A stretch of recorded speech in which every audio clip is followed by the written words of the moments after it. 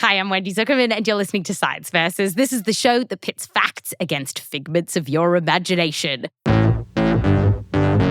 As we dive into the world of dreaming. People often say that talking about your dreams is one of the most boring things that you can do. Agreed. So in the interests of keeping this fun, I've invited two of the funniest people that I know along to the show, comedians Tony Lodge and Ryan John from the hit podcast, Tony and Ryan. Welcome to the show. Wow. Thank you. And that means that I'm funny according to science. Yeah. Which I've always wanted to know. Yeah, and thanks for bringing up the main topic already, Wendy, because I believe that everyone thinks their dream is interesting, but no one thinks that other people's dreams are interesting. Tony, you didn't seem happy with that comment. I love dream chat.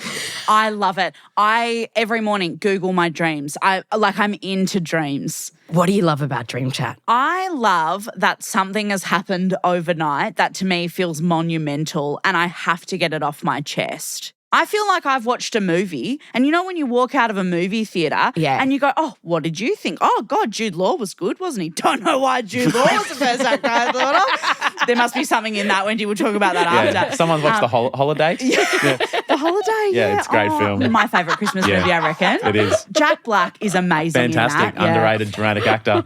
So good. But see how we're debriefing about The Holiday right now? So when I've had a dream, I just find it to be like I've acted in a film overnight and I need to tell my friends about it. Mate, we're going to have so much fun this episode. So, Ryan, you've been quite silent while Tony... Because I'm quite silent most mornings when Tony comes into work and goes, you'll never guess what I dreamed last time. I go, Don't you love my dream? So, what's a dream, Tony, that you've had recently that sort of baffled you perhaps? I had one the other night in the home that I live in. Yeah. The ocean was crashing in through the windows.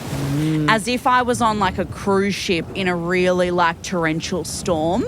The house was rocking and the water was coming in and like smashing through all the windows and stuff. Was it scary? Yeah. It was. You woke up quite I woke upset up like, by oh it. my God, like there's water everywhere. And then my exact next thought was, I need to Google this. I read that a lot of like very water heavy dreams often are like emotion that you need to express with somebody or like you've got a lot of unresolved feelings about an occasion or a person or something. Okay, so what science questions do you two have about dreaming? does this mean something? Yes, of course. Yeah. Is there something underlying somewhere that I have to probably go and chat to someone about in the awake world and then my asleep subconscious is trying to give me a hint or push me in the direction, go, oh, you maybe haven't dealt with this and maybe it'll help? Or is it just random garbage? Interesting. Okay, so today on the show, we are diving into the science of what is up with this weird thing that we do at night. You know, here we are, water is coming into our house. Sometimes we're naked at grandma's funeral, we're flying, we're losing teeth. For centuries, we've seen symbols in dreams, deeper meanings. And for years, it was like the land of dreams was a place for mystics and philosophers. Well, no more. It's time for science to enter the fray. With groundbreaking technology, for the first time in history, we're becoming closer to understanding dreams than ever before, which may be a bit of an oversell. Hype it up. We're in showbiz, baby. I couldn't be more excited to tell you about the science of dreams. Today on the show, we're going to find out what is happening in our brains as we're transported into this world. Why do dreams feel so real? Yeah. And of course, what do dreams mean? Could they be some window into our deep subconscious? Or perhaps even be helping our brains to work better? Enter the land of Nod, if you dare. Oh, I love that. Welcome to today's Nodcast. Coming up after this quick break. Who came up with Nodcast? Me. I thought I did. No, you would never come up with a pun that funny. Just another man stealing another woman's jokes. I'm going to dine out on that for a while.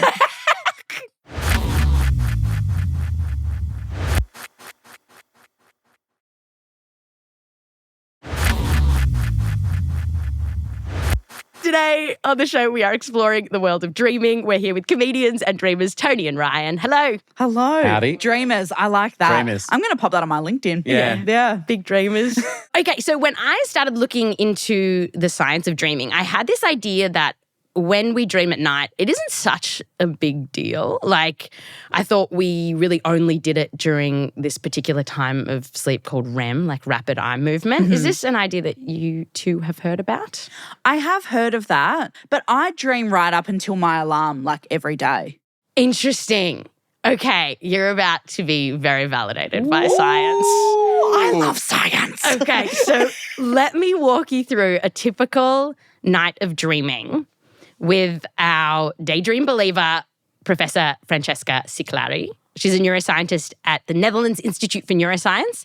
And so we got on a call and I asked her, throughout the night, how often are people dreaming on average? Much more than one thinks. At least several hours per night one dreams.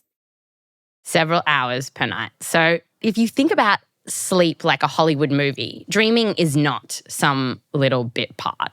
It's like Chris Hemsworth, not Liam Hemsworth. Now, one of the main ways that researchers like Francesca know how often we are dreaming for is this. They take someone into a lab, they get them to go to sleep, and then throughout the night, they wake them up and say, "Are you dreaming?" Oh my God. That is my worst nightmare. Yeah, that sounds awful. That's not dreams, that's nightmares. That's nightmare. awful. That is, How can anyone go to sleep knowing that that's going to happen? I know, but they do. And by doing this kind of thing, Francesca has found that not only are we dreaming more than you might think, but our dreams change throughout the night in these really like surprising ways. So let's start basically as soon as you've gone to sleep, because that's when our very first dreams get going. We call them snapshots that just pop up, or a little sequence of a movie, like a very short movie sequence. They're very difficult to remember unless someone wakes you up and asks you in this face what you just experienced. This Interesting. I find this so fascinating because unless you are involved in one of these studies, you really wouldn't know what you are thinking about during this time. No. And so those first dreams that we have, they're almost like these like short, forgettable TikToks.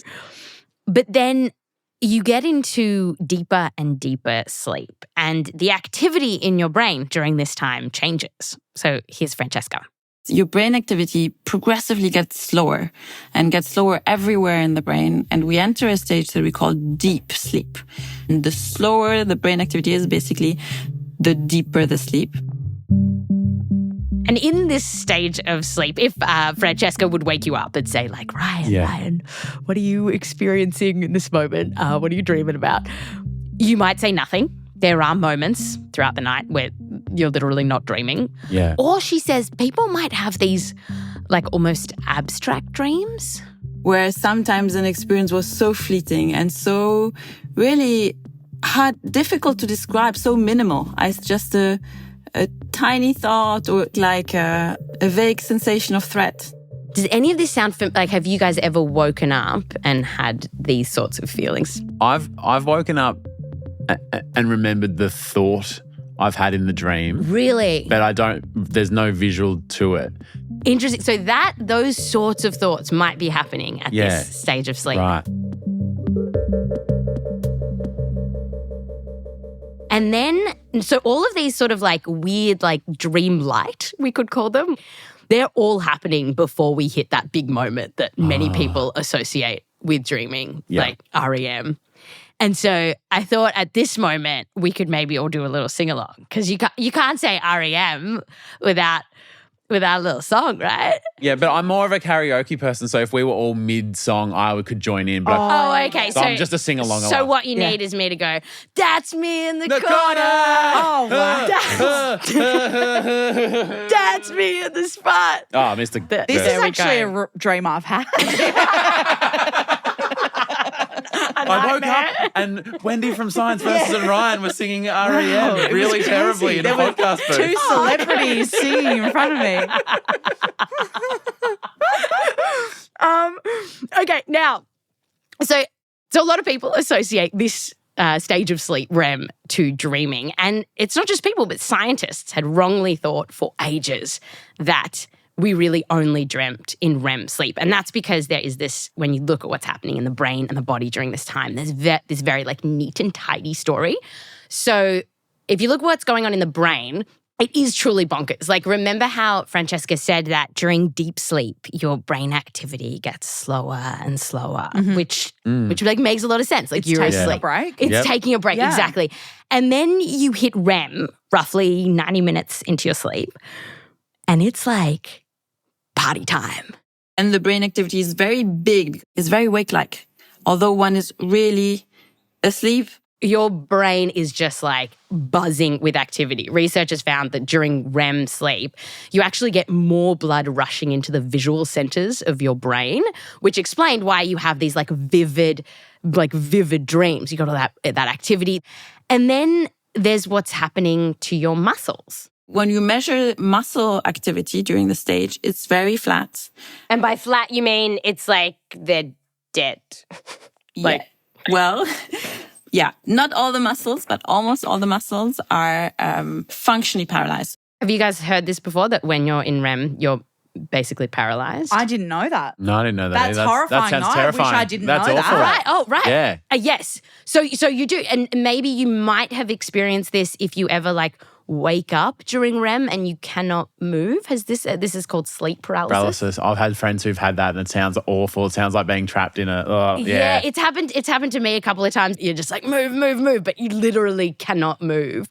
And the reason that scientists think this happens is so that you don't act out your dreams while you're asleep. Oh, so if you're dreaming that you're fighting someone and you... Yeah. And there's actually people who have a condition called REM sleep behavior disorder where they don't get paralyzed and they do act out their dreams. And I read this hectic case report of this guy who would bang his head against the wall. And so to stop him from doing that, he actually tied his hands to a bedpost at night. Oh, my God. So be glad that you get paralyzed. Oh my Wow. goodness. And so all this stuff, like our busy brains, our paralyzed bodies, it all seemed to line up with the idea that REM is where our dreams happen. Yeah. But then through studies like Francesca's, where she'll wake people up through the night, she's found that as the night goes on, people will have these big, vivid dreams, even, in what's called non-REM sleep. Where there is a story-like narrative and where the non-REM dreams actually become almost by any means indistinguishable from REM sleep dreams. And this is like a super weird thing, right? Like even when Francesca started reporting on it, other scientists were like, are you sure?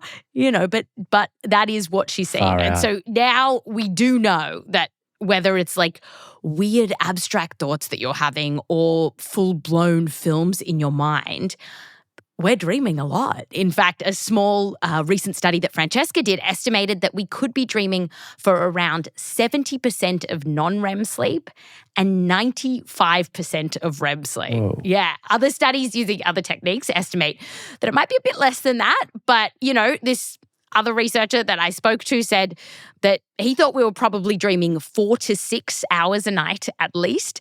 And he said if you remember 10 minutes worth of that, you're doing really well. Fascinating. Like, I'd love to get a printout in the morning, go, here's the 15 dreams nice. you had last night. Yeah. I go, fuck, that looks like a... Yeah. Jump back into that one. 100%. So science is Interesting. confirming people who say I don't dream much, what they mean is I don't remember them. Yes, that's So exactly they're having right. them, they just don't remember them in the morning. Yeah, exactly. And there are people who say, I never have dreams, and then scientists take them into the lab, do the sort of thing Francesca does, and the vast majority of them are found to be dreaming. They just don't remember their dreams. Interesting. Yeah, there's some weird research around like if you care about your dreams, you write dream journals, it makes it more likely that you will remember your dreams, because this feels very meta, but it's like you're telling your brain dreams are remember. important. Yeah. Remember them. Yeah. Yeah. So because Tony, you have a really good recall of your dreams, right? And they're really important to you. Yeah. Should we play a game? Like for a dream you remember really well, do you want to just tell it to us now? Yep. Like, Okay, so I was standing at the bus stop across the road from my family home that I grew up in. Yeah. And as I was walking past the bus stop about to cross the road, I realised the house is on fire. And there was like a crazy, thank you, wow, I've got you all now. Yeah. And then I realised like my family home is on fire. Yeah. And there's all these people, like hundreds and hundreds of people gathered around the front of the house all of a sudden. Everybody's kind of like, how did this start? And then somebody walked across the front of the house that was wearing a black mask that had the Nirvana smiley face. You know, the yellow, like infinite happiness Nirvana face? What? They were wearing a black mask with that on it, and they were like holding a brown Bic lighter. Guys, specific. Yeah. Oh my God. And I was like, they did it, and no one could hear me. So the stress and the drama of the dream was that I could see the culprit, but no one could hear me and no one could see this person. I reckon I had this dream probably 15 years ago, 16 years ago. Yeah, and that dream now still haunts me. And when you woke up, what was the feeling that you had? I just felt so distressed because it was so vivid. It was as if I had witnessed a crime in real life. I remember waking up and like telling my mum, like, oh, Mum, I've had this horrible dream. She was like, that's okay, babe. Like, you can sit, like, the house is fine. We're all safe. Like, wow. It was so real. Okay, well, this leads us into our next question, which is why do dreams feel so real? Like, because it's this delusion you're having at night. Like, it's not real. You're sleep in bed. And you're not alone. Many people have had this feeling of a dream that feels so real. One study of undergrad students found that 70% of them had experienced a dream that for a moment they thought really happened. There's a research paper that describes people dreaming of their parents, kids, or pets having died. One person even called to make arrangements for the funeral. Oh my God. And then realized, oh, no, they're still alive. That was just a dream. So this is something that many of us have experienced, right? And Francesca did this awesome study that's really helping us understand what might be going on here. So here's what she did.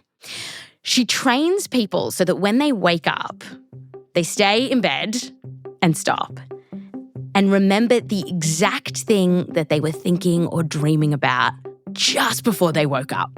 And she does this so that she can get this like detailed readout of their dreams at a particular moment in time. And basically, people practiced this at home for 2 weeks. They got really good at it. And Francesca said that by the end of these 2 weeks, they could say things like, well, when the alarm sound went off, when I heard it, I was in the kitchen looking at this and this or talking to this person. And before that, this and this and this happened. So they could distinguish the last scene from what happened before. So she brings them into the lab after they've been trained, and then she takes them to this room that looks a bit like a simple hotel room. She puts a cap on their head with a ton of electrodes to measure the electrical activity in their brain. Then she gets them to go to sleep, and the alarm goes off.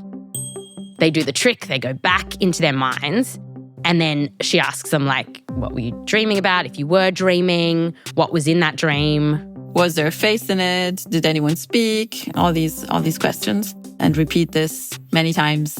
It's quite exhausting. She told me that she would wake them up to 20 times per night. Oh my God. And by the end of the experiment, Francesca and her team now had a ton of reports of what people were dreaming about. They'd say, I saw a face, I saw a pony, whatever. And she had the brain images, right? Yeah. As well.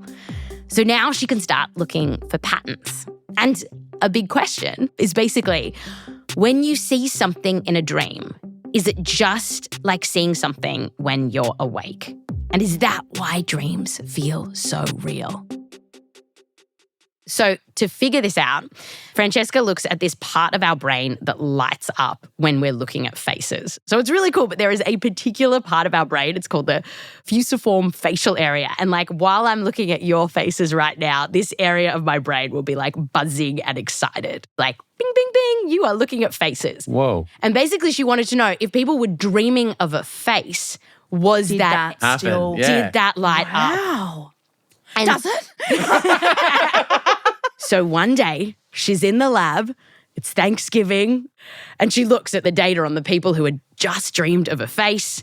She looks for that little area, and boom. I saw this face area light up, clearly pop up with such, so clearly I really had the impression that I had captured like a trace of a dream, something objective. And there, this was a big moment for me, perhaps the best moment. It's so cool. It's so cool. Like, you could see it right there. I was like telling the colleagues that were there, look at this. That's Cool. incredible. I Cool. mean, it makes sense because it does feel so real, but I think to have that confirmed, Interesting. very interesting. And in fact, this isn't just about seeing things in dreams, but research has found that when we experience emotions, it is as if we're really experiencing the emotion. So research has found that this region of our brain called the limbic system that is linked to emotions gets fired up during REM. And then there's this other study that found that there's a particular brain pattern that you can see when we are angry. And then when we're angry in a dream, you see it there too. You see that brain pattern. And so, like, this totally goes against the idea that dreams are just like kind of weird thoughts you have. Yeah. Because in a dream, when you, for instance, see a face in a dream, you really see it. It's not just you think about a face, right? So that can explain, why when we wake up angry or sad in a dream, like we've really felt that emotion. We've experienced it. I think that's crazy. That's No awesome. wonder you're so stressed when you wake up when you dream that your boyfriend's cheated on you. Yeah. Like, if I've dreamt that my boyfriend's cheated on me in a dream, I'll wake up like so heartbroken. Yeah. And he'll be like, hey, sweet, like, how was your sleep? And I'll be like, I actually can't talk to you right now. I know you didn't do this. I know you didn't do this, but I feel this right now and I just need to like sit in this I need to let myself feel it. But at the same time though, when I dream of my mum, who passed away 10 years ago, I dream about her a lot. I feel like I've seen her. And that Really? makes me feel really nice. Yeah. Yeah, which is like, I don't know if other people do like that. you've caught up with her. Yeah, like I've chatted to her and that like the hug in the dream was like felt like a real. So I'm willing to take the bad because I get the really good stuff as well. So That's that's crazy. amazing. Cool. Yeah. Okay, so Wow. what we have learned is that when we are fast asleep, our brain is hard at work, whirring away, building these worlds for us. And our next question is why? Why do we do this thing? Yeah, and when do our brains get to sleep? When do they get to rest? And they're so busy. They're up all day. They're up all night. It's all coming up after this quick nap.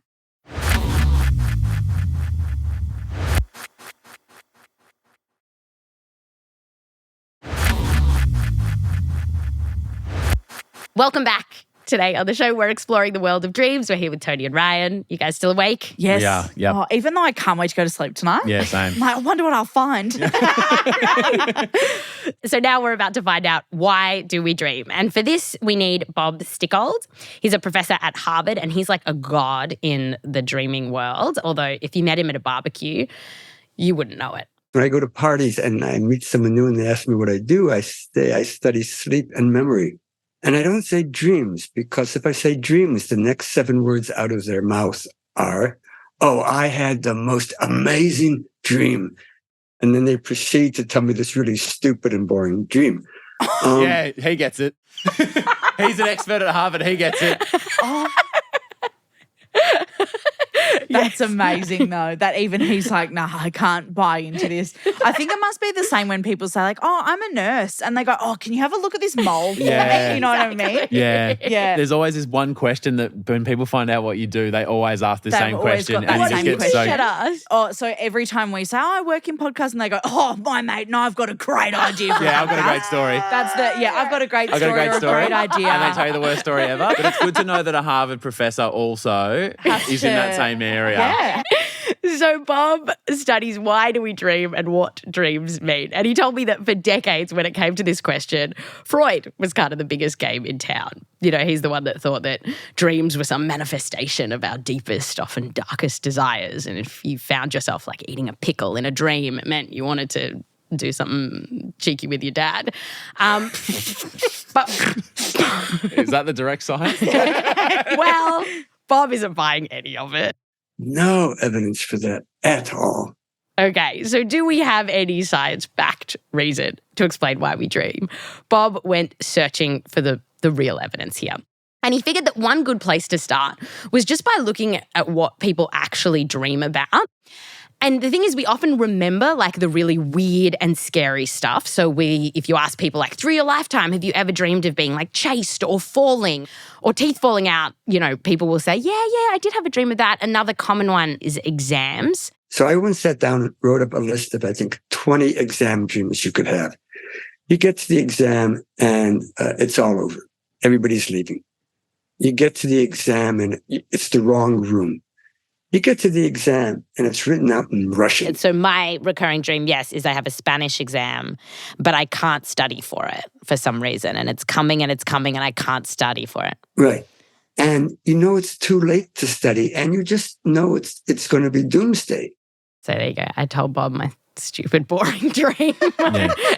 You did the one thing. Yes, exactly. Do you speak Spanish? No, but I've always wanted to. It's so annoying because as a kid, my recurring dream used to be I was in a battle with a triceratops.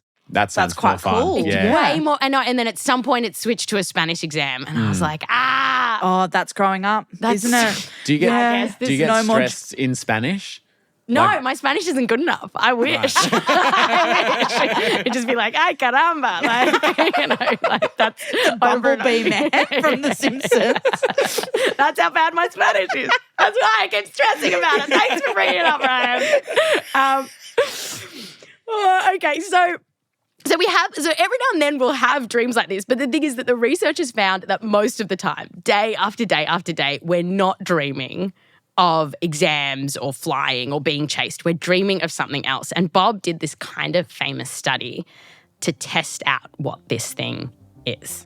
So it all started more than 2 decades ago when he went for a hike in Vermont with his family. That night I go to bed, and as I'm falling asleep, I suddenly realize I can feel myself back on the mountain. I can actually feel the rocks under my hands. And it startles me back awake, and I say, that's really strange. Now, at the time, Bob was studying memory, and he was like, well, this is really weird. Like, why is my brain going back to this hike? Why am I dreaming about this? He wanted to study it systematically. And at first, he actually he was like, maybe it's something about the hike. And so he wanted to get a bunch of people to go back on the hike and see if they dreamed about it.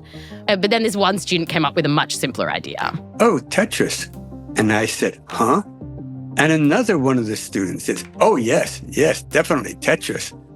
And I sort of said, what are you talking about? And they say, oh, when you first start playing Tetris, you go to bed at night and you see Tetris pieces floating down. I've seen that. Yeah, Yeah, nodding. definitely. When Candy Crush was a really big thing, I remember seeing that. Yeah. Exactly. Okay. So the plan was set. Bob and his team were going to get people to play Tetris over a couple of days. Then they'd go to bed, and just as they were going to sleep, the team would wake them up and say, what was going on in your mind just before we woke you up? And what do you know? Oh, I just saw Tetris pieces floating down, and I was rotating them and fitting them into slots. Ooh. And this Yeah. was published in 2000 in this like very prestigious fancy journal called Science. And it just like when it's published, this paper just goes off. Everybody loved it, but they loved it because they say, that happens to me too. PlayStation even has a VR game about dreaming of Tetris pieces. And in the promo, They will talk about a lab at Harvard University. One of the first formal studies of the phenomenon was at Harvard Medical School in the year 2000. And then they switched to this music by some current rock star who I don't know, but my wife Debbie recognized. Blocks. They all saw blocks falling through space. so there you go. And as you mentioned with Candy Crush, this is not just about Tetris. Bob and his team then got people to play Alpine Racer 2. And people dreamed about downhill skiing. And on a more serious note, when other researchers showed people videos of what happened during September 11, so, towers burning, people trying to escape, then they were also more likely to have dreams of that kind of thing. And this all suggests that while we might remember vivid and weirdo dreams that we have, most of the time we're actually dreaming of stuff that just happened throughout our day. And I asked Francesca about this, and, she's woken up like people hundreds of times to be like, what are you dreaming about? I mean, how often would you get like a dragon was coming out from the sky and then the Starship Enterprise came and I went inside? That's not what most people dream about most frequently. So a lot of time in these laboratory experiences, what we get are laboratory dreams about cables, about electrodes. Very rarely do we get like the full Hollywood movie type of dream. This is why I think dream chat is boring. Because I agree with her. Most of my dreams are kind of just like what I did yesterday again. Like if I said, Tony goes, what did you dream about last night? I'd be like, coming into work today and like doing this thing. And so one study that really hammered home this idea that like we're mainly dreaming about stuff that happened to us is this study that got about 20 people to record their dreams over a week. And then they found that almost 90% of the dreams were tied to something that really happened, mostly in the very recent past. And curiously, about half of the dreams had multiple memories in them, kind of jumbled together, which makes sense, Tony, with your Nirvana dream, like you're kind of mixing Nirvana. Like it was the house I could see, it was a band I liked, and that makes sense. Yeah. But your dream went Nirvana chat, I'm not feeling heard, the house is on fire, and just suddenly just piled them together. Yes, this is like what we think about things. Exactly. We shove them together and sometimes they don't belong together. It's like an Uber pool. Yeah, they don't belong. I've never done an Uber pool and gone, I like you. Yeah, no, never. Yeah, I've never. That is exactly right. Yeah. That is exactly right. And all right, we've solved science. Have a good day, everyone. Follow and like and subscribe. Okay, so this takes us back to the idea of why. Now that we know what we are mainly dreaming about, why do we do it? Why do we dream? And it makes sense that if we're mainly taking things that happen to us during the day, we're somehow that's our memory. We're taking memories of the day. And so researchers like Bob are like, maybe dreams have something to do with consolidating or bolstering our memories. It's doing the admin. It's the filing of the day. Yeah. Yeah, this happened, Yeah, for the filing of the day is a really interesting analogy. And something that's in that Tetris study that I haven't told you about yet, sort of it almost suggests that maybe we could even file away things in our dreams that we don't even consciously remember that we did during that day. In Bob's Tetris study, a handful of the people had amnesia. So they couldn't remember that they'd played Tetris. And yet, Bob remembers the day that he found out whether they dreamt of Tetris pieces. When I got the call from my student and he said, Bob, we got one. And he reported the dream report, which was, oh, I'm seeing shapes. They're rectangles. They're turned on their side. I don't know where they're from. And I was just blown away. I mean, I sort of shouted to him, we've got it. We've got it. And that was really, really exciting. And so we know that in their brains, inaccessible to them, are memories of playing Tetris. Isn't that wild? So the memory exists to them, but they just can't access it. That's right. You can create a memory, you just can't remember the memory. Wow. So, Tony. Yes. Did you burn your house down? Just can't remember it. Oh, my God. I reach into my handbag, brown big lighter. Lighter. So now research, it's at the point where it's trying to work out, how does all this work? And so this is one idea, is that just generally zooming out to how memory works is when you learn something new, like playing Tetris or anything, that memory is very fragile and it can be forgotten. So, for example, do you remember Bob's last name? Skovnik or something. So it's, with an S. Okay, it was Stickold, which obviously didn't stick in your head. Yeah. Now, the reason, just as an example, that you forgot that is because for the first few hours that you get something new, like a new memory forming, it's really, really fragile and delicate and it can be lost until your brain has had a chance to do what's called consolidate it. It's actually called filing, so. Yeah, that's right. That's right. The Tony Lodge method. Yeah. And when you consolidate, you really cement those neural pathways. Yeah. And so we know that sleeping is really important for memory consolidation. Yeah. And so one of the big ideas around why we dream is that perhaps it plays a role in this, that perhaps it's boosting our memory. And so to really put this to the test, Bob's team did this study where one of his colleagues designed a virtual maze. And there's a doorway over there and there's a passage here and you can turn around and, there's another passage behind you. There's a door that goes out into bright light. They get around 50 people to play the maze. Then they have a nap. They wake them up, ask them, did you dream about anything? What did you dream about? And then they were asked to play the maze again. And they basically wanted to see if you dreamt about the maze, did you do better at it compared to the people that didn't?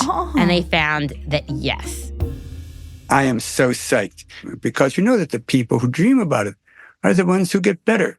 And so one purpose of dreaming could be to improve our memory. Really? Fascinating. I had never thought of a dream like that before, but that kind of makes more sense. Yeah. Yeah. And now not all of the studies find the same thing as Bob's did. But interestingly, there is better evidence to say that the dreams that you're having outside of REM sleep are playing a role in helping you to remember facts, mazes, stuff like that, which kind of opens the door to maybe our REM dreams having a different purpose.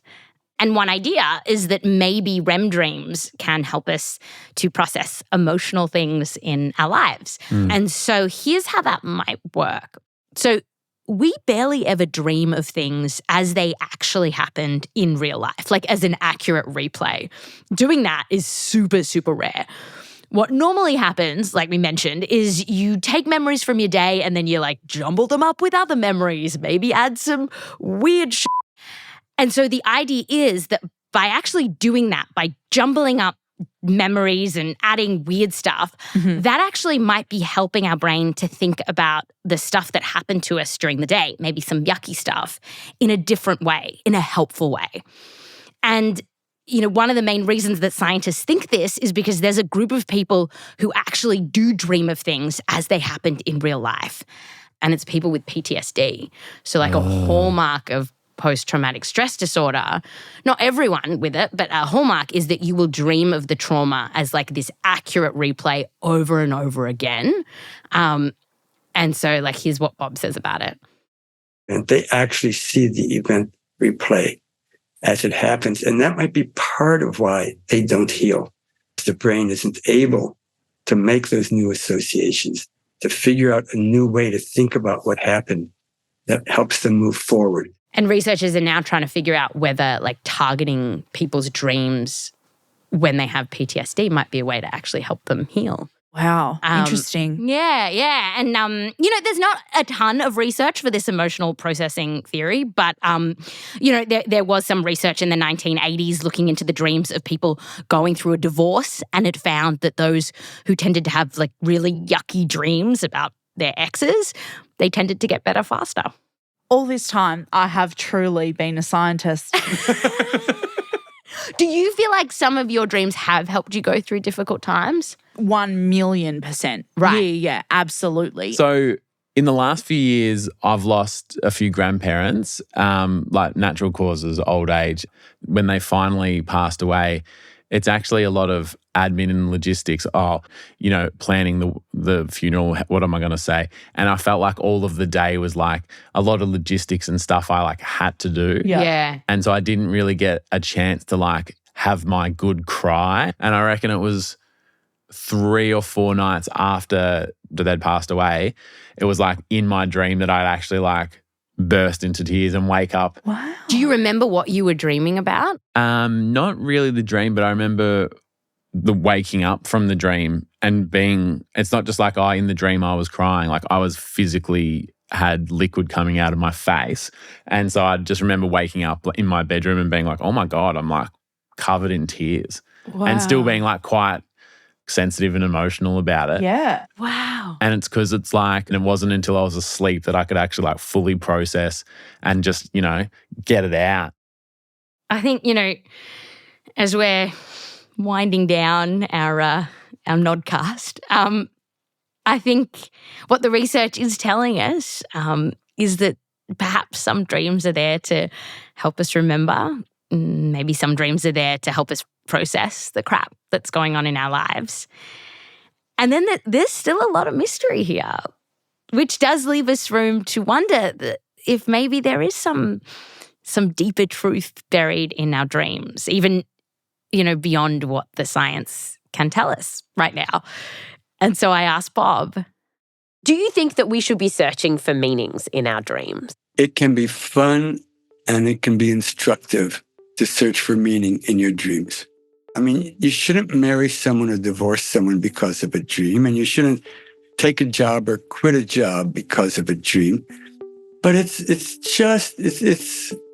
your brain's wandering thoughts on a topic.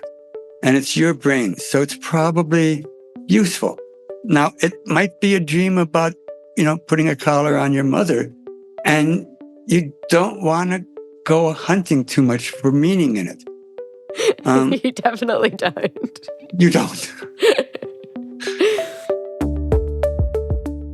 Yeah. When people spend a bit too much time trying to connect dots that may or may not be there. Not everything has some other meaning. Yeah. Or, Yes. Yeah. So did I answer your dream questions? Yeah. Yeah. You're really sparking my scientific creativity, I think. Thank you so much. Thank you so much for being on the show. Oh, thank you for having us. Thanks for having This is us. Awesome. Yeah. Good old Bob Stickold. Yeah. That's right. Never forget that That guy's name. Yeah. That's Science Versus.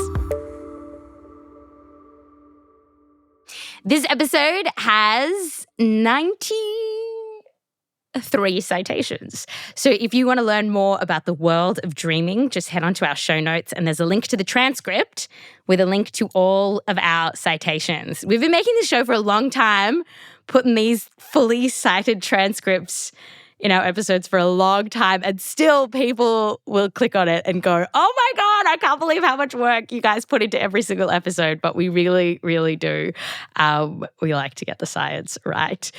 If you want to come say hello to us on all the social media ways, I'm on TikTok. I'm at Wendy Zukerman. Science Versus is also on Instagram at science_VS. We're on Facebook and Twitter. Just go search for us, Science Versus.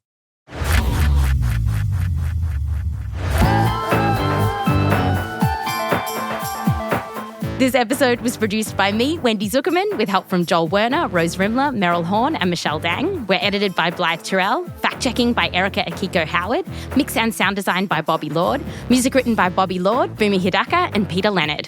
Thanks to all of the researchers that we spoke to for this episode, including Dr. Dylan Selterman, Dr. Nirit Soffer, Professor Carolyn Watt, Dr. Pilleriin Sikka, Professor Drew Dawson, Dr. Başak Türker, Dr. Katja Valli, Dr. Delphine Oudiette, Dr. Sarah Schoch, and Dr. Dan Rubin. A special thanks to Lauren Silverman, Stupid Old Studios, Andrew Paquette, the Zukerman family, and Joseph Lavelle Wilson. Science Versus is a Spotify Studios original. Listen to us for free on Spotify or wherever you get your podcasts. If you do listen on Spotify, though, follow us and tap the bell icon so you get notifications whenever a new episode pops up. I'm Wendy Zukerman. I'll fact you next time.